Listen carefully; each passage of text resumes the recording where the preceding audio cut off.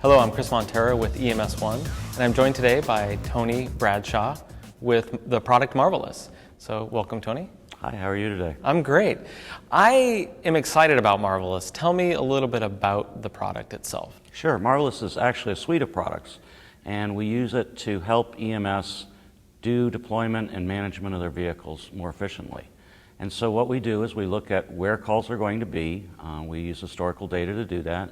And from that historical data, we can make a map that shows them where they need to place their vehicles, and for the next hour, where we expect calls to be. And by taking that map, using that to post their vehicles, they can get to the scene faster when a call comes in.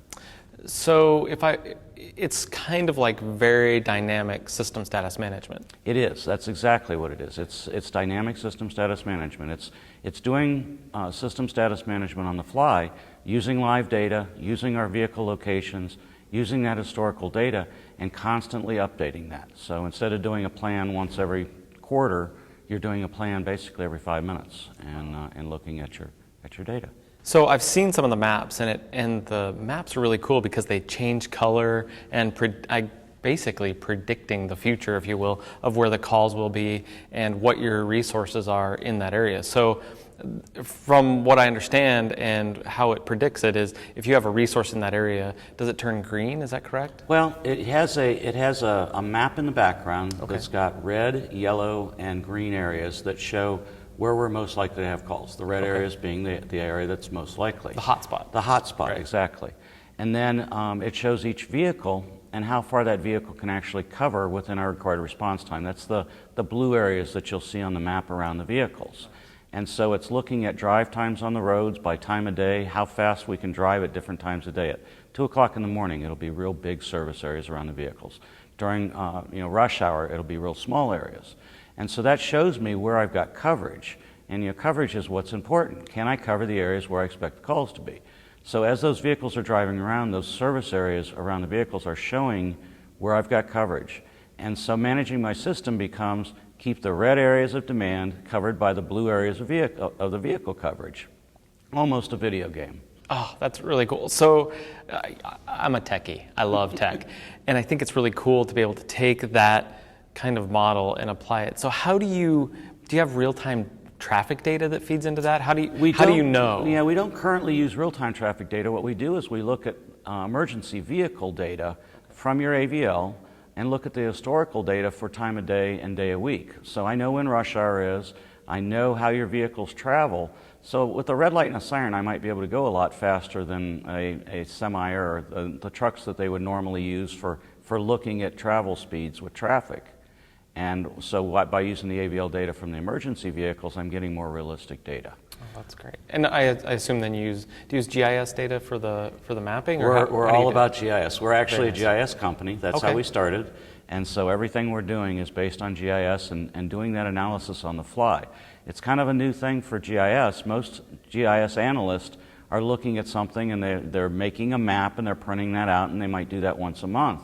What we're doing is we've taken all that, made it dynamic and made it live, and we're doing that analysis on the fly. Part of what I'm hearing is it sounds like a very robust system, but what would I expect as a return on investment for something like that for my agency? Well, the key things are, we're about helping people to reduce response times. Okay, that's key. That's the first thing, is get to that patient in a more timely manner. But by being able to do that, it allows us to use less resources in the field and still meet our response time requirements. So where I would have an agency that's growing and getting more responses each year might have to normally add another vehicle, add all those crews. That's all very expensive. Well, by using MARVLIS and by managing and deploying their vehicles more effectively, then they don't have to add the extra vehicles. So they can save a lot of money that way. Oh, that's great. That's excellent. So finally, as we look into the future for your company, what do you foresee as kind of how that's going to progress into 2011, 2012, 2013? Well, we're going a couple different ways right now. One of the things we're doing is we're looking at the non-emergency transport market. So there's a lot of vehicles out there every day that are going around transporting patients from a hospital to a nursing home or to a doctor's office, those types of things, where there's no real applications that help them manage that effectively. And so what we're going to be able to do is to optimize the routing on those, look at how many transports you've got today and where they're at, and how many vehicles you've got available, and help plan the most efficient route to save gasoline, to save driving and wear and tear on your vehicles, and also to meet your customers' requirements more effectively. So you're getting there on time and you're not having a lot of late calls.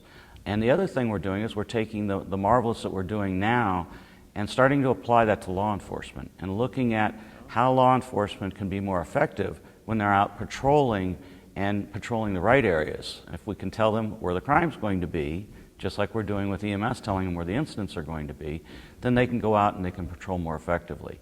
And so we can help them to save money and at the same time prevent crime or get better arrest records on the crimes that's happening. There was a police commissioner in New York City that did that a couple years ago under Rudy Giuliani, and they created this idea that you have a community policing model and you deploy police cars and police units where you assume that the next call is going to be. So that's actually really right. That was a gentleman named William Bratton, and he later on went to Los Angeles and had very, very good results in Los Angeles as well. And what he was doing was called CompStat, and they do it once a week or once every other week. It varies at different sites. And what we want to do is we want to take that dynamic and make that more live like what we're doing with EMS. We think we can be very effective with that. Well, that's great. Thank you very much. Very exciting news, and I can't wait to look at MARVLIS again. Thank you. Appreciate it.